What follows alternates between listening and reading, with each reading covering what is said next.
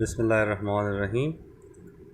In today's tutorial, we will discuss Mendeleev periodic table, Mendeleev periodic law, and what were the steps that he took to formulate this very legendary periodic table, which laid the foundation of the modern periodic table. So let's start. Mendeleev classification जो है इसने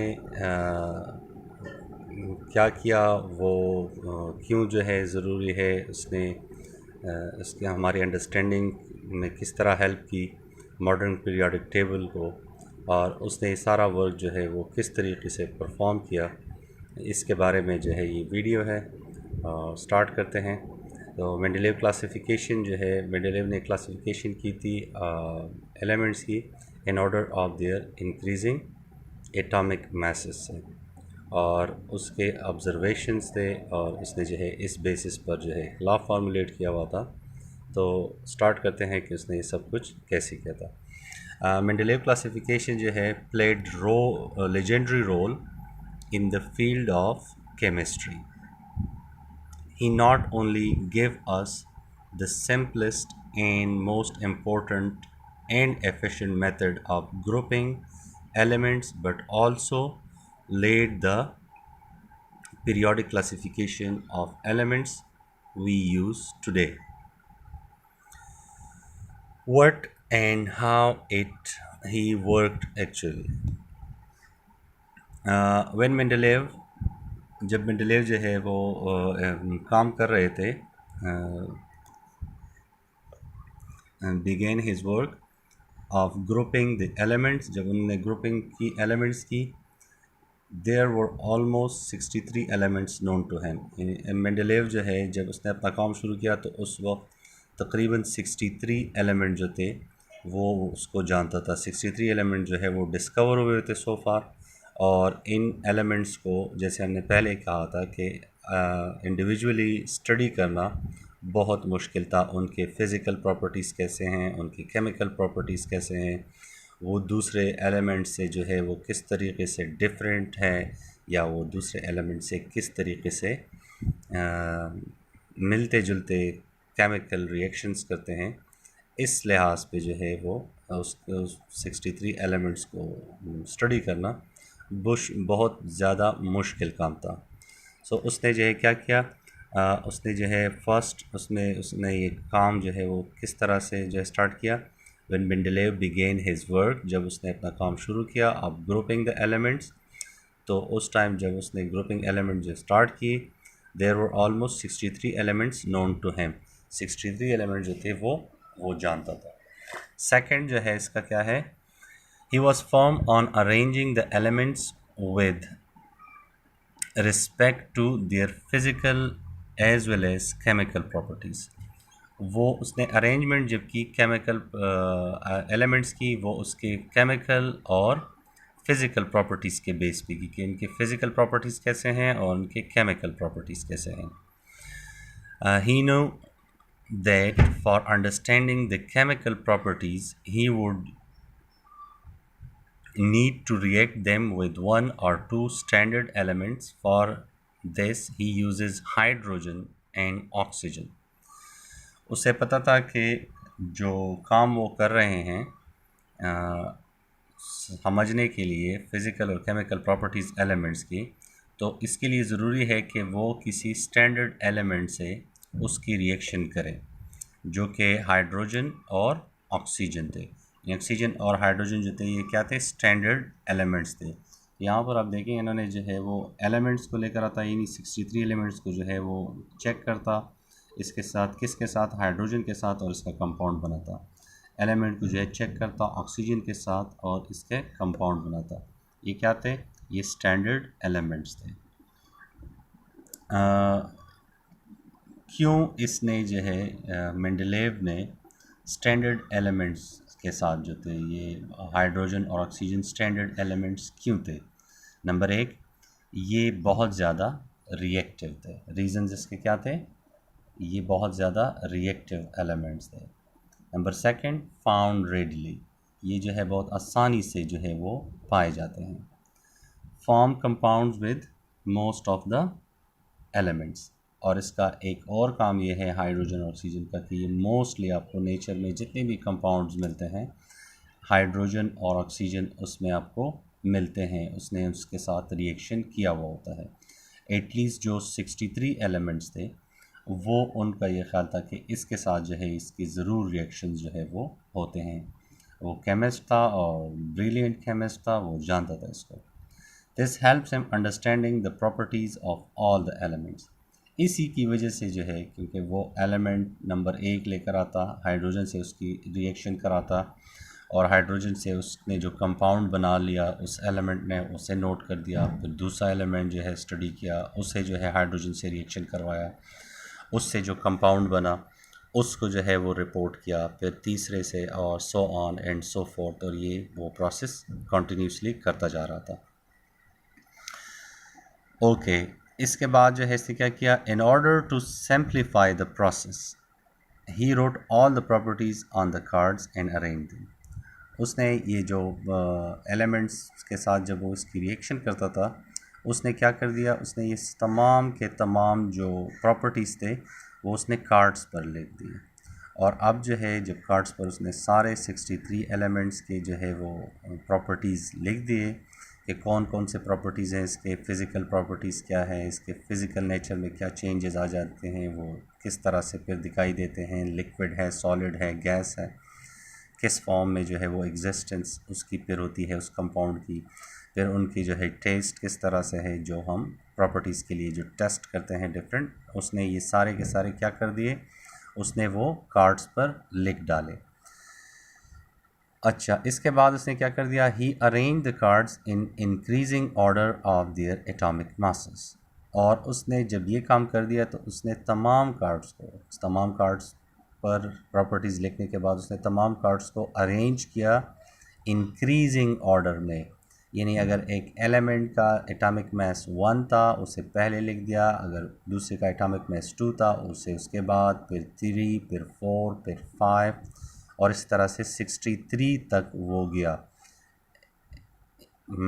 atomic mass increase करता जाता और वो उसको card को जो है उसी जगह पर रखता जाता। तो इस वजह से जो है उसने बहुत इजीली जो है या सिंप्लीफाई तरीके से कार्ड्स को अरेंज कर दिया। अच्छा, इसके साथ जो है उसने ऑब्जर्वेशंस की। जब उसने कार्ड्स को अरेंज कर दिया तो उसके जो है कुछ ऑब्जर्वेशंस थे। वो ऑब्जर्वेशंस क्या थे कि उसने देखा जब ये पीरियोडिक टेबल बना रहा था तो उसने देखा कि few empty spaces left, he believed they exist। Cards को एडजस्ट करते वक्त, इंक्रीजिंग ऑर्डर में रखते वक्त कुछ स्पेसेस जो है, खाली जगह जो है वो रह गई हैं, वहाँ पर जो है कोई कार्ड्स नहीं आया, उसकी जो है वो इंक्रीजिंग ऑर्डर में उसकी नंबरिंग नहीं बन रही थी। लेकिन मेंडलेव जो था वो बहुत ज़्यादा जो है उसे पुख्ता यकीन था कि ये एलिमेंट जो है मौजूद हैं और इनकी जो है एग्जिस्टेंस है। उसने सिर्फ ये बिलीव जो है उसका ये इसी वजह से ही नहीं था कि वो उसने इसके एलिमेंट्स को अरेंज कर दिया था, बल्कि उसने जो है वो इतना बिलीव था, उसको इतना यकीन था कि उसने उसके प्रॉपर्टीज़ भी जो है वो उसका एटॉमिक मास भी जो है उसने प्रिडिक्ट किया था कि ये जो एलिमेंट्स जो अभी हमें जो है डिस्कवर नहीं हुए हैं और जो बाद में डिस्कवरी करेंगे दूसरे साइंटिस्ट केमिस्ट, तो वो जब इस एलिमेंट को जो है वो फाउंड करेंगे तो उनका एटॉमिक मास ये होगा और उसके प्रॉपर्टीज़ जो है और केमिकल और फिज़िकल प्रॉपर्टीज़ जिस तरीके से उसने प्रिडिक्ट किए थे वैसे ही वो आए। ये ऑब्जर्वेशंस थे। Recurrence of physical and chemical properties, ये जो है सेकेंड ऑब्जर्वेशन थी इसकी, कि जो प्रॉपर्टीज़ हैं एलिमेंट्स की, चाहे वो उसके फ़िज़िकल नेचर के हैं या उसके केमिकल नेचर के हैं, यानी जो केमिकल रिएक्शंस करते हैं उनके, वो रिकरेंट होते हैं, यानी रिपीट होते रहते हैं एक ख़ास नंबर के बाद। एक दूसरे के साथ जो है जब वो इस तरह से अरेंज कर रहा था तो आपने पीरियोडिक टेबल में देखा होगा कि एलिमेंट जो है वो एक दूसरे के ऊपर नीचे जो ग्रुप्स में होते हैं उनके फ़िज़िकल और केमिकल प्रॉपर्टीज़ जो है वो मिलते जुलते हैं। तो ये उसकी ऑब्जर्वेशन थी। इन बेसिस पर मेंडलेव ने पीरियोडिक लॉ जो है वो बनाया। वो पीरियोडिक लॉ क्या है? पीरियोडिक लॉ कहती है कि मेंडलेव ने जो है इससे एग्जिस्ट किया, इससे जो है वो डिटेक्ट किया कि properties of elements are periodic functions of their atomic masses. कि प्रॉपर्टीज़ जो होते हैं एलिमेंट्स के, यानी फिज़िकल और केमिकल प्रॉपर्टीज़, ये क्या है? पीरियोडिक फंक्शंस हैं, यानी ये रिकरेंट है, ये जो है रिपीट होते रहते हैं। किस वजह से? उनके एटॉमिक मैसेस से। इन एटॉमिक मैसेस जो है, अगर आप इसको इस ऑर्डर में, इंक्रीजिंग ऑर्डर में 1 2 3 ऑर्डर में जो है वो अरेंज करें, तो उनके जो केमिकल और फिज़िकल प्रॉपर्टीज़ हैं वो रिपीट होते रहते हैं। एलिमेंट्स के फिज़िकल और केमिकल प्रॉपर्टीज़ रिपीट होते रहते हैं जब आप उनको इंक्रीजिंग ऑर्डर और एटॉमिक मैसेस पे अरेंज करें। इसे कहते हैं मेंडलेव की पीरियोडिक लॉ। तो मेंडलेव पीरियोडिक लॉ जो है वो हम इसको दोबारा से जो है वो रिपीट करा देते हैं ताकि आपको जो है वो उसका आइडिया हो। मेंडलेव पीरियोडिक टेबल जो है उसने क्या किया? एक लेजेंडरी रोल प्ले किया फील्ड ऑफ केमिस्ट्री में। इसने ना हमें सिर्फ जो है वो सिंपलेस्ट और मोस्ट एफिशिएंट जो है वो मेथड दिया मेंडलेव ने ग्रुपिंग करने का एलिमेंट्स को, बल्कि इसने जो मॉडर्न पीरियोडिक टेबल है एलिमेंट्स का, इसकी फाउंडेशन भी मेंडलेव ने ही रखी। इसी वजह से इसको स्टडी करना जो है वो बहुत ज़्यादा इजी था। मेंडलेव ने काम कैसे किया? मेंडलेव ने जो है वो अपना काम को ऐसे स्टार्ट किया कि उस टाइम में जो है 63 एलिमेंट्स नोन थे। उसने एलिमेंट्स को अरेंज करना शुरू कर दिया उनके फ़िज़िकल और केमिकल प्रॉपर्टीज़ को जानने के लिए। ठीक है, तो जब उसने जो है वो उसकी अरेंजमेंट शुरू की, तो उस अरेंजमेंट के लिए उसने क्या किया कि उसके फ़िज़िकल और केमिकल प्रॉपर्टीज़ को हम तभी सही अंडरस्टैंड कर सकते हैं जब हम इन एलिमेंट्स को, जो स्टैंडर्ड एलिमेंट्स हैं हाइड्रोजन और ऑक्सीजन, इसके साथ जो है हम इसके रिएक्शन करवाएं और इसके कंपाउंड्स का जो है वो फिर फिज़िकल और केमिकल प्रॉपर्टीज़ देखें, उसे नोट करें। और उसने ये किस रीज़न से कर लिया? हाइड्रोजन और ऑक्सीजन किस वजह से यूज़ कर दिए?